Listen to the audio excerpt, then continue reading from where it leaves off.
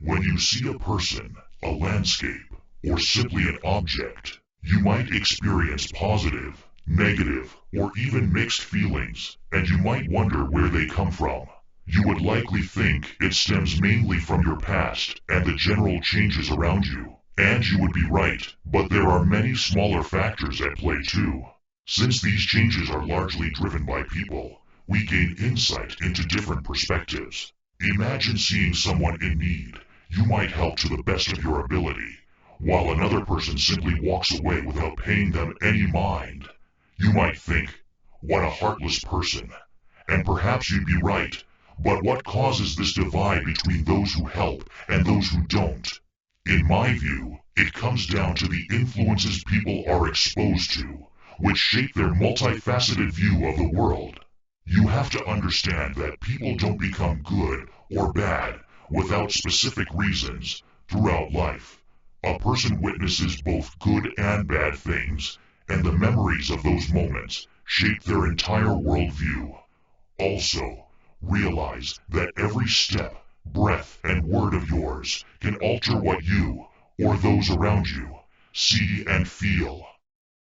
Let me show you how you might feel in a given moment. Imagine you've gone on a trip with friends or family. The view before you might be breathtaking, or perhaps it isn't. If it isn't, consider whether the people you are with are the reason.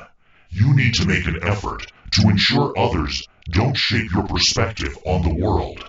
However, if you do find satisfaction in your surroundings, you can express that in your own unique way, and that might well bring benefits to both you and the people around you.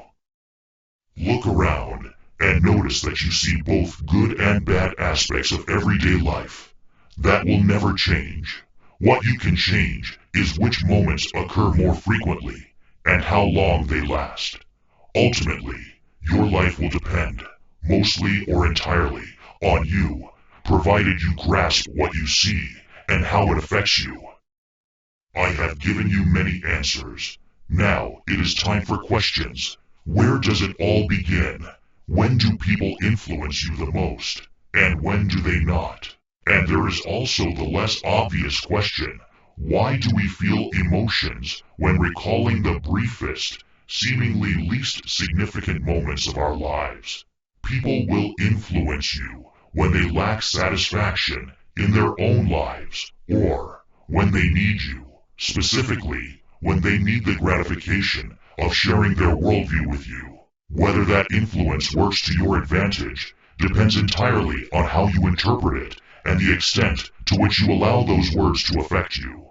The emotions tied to fleeting moments stem largely from memories that resurface, as well as associations with similar experiences.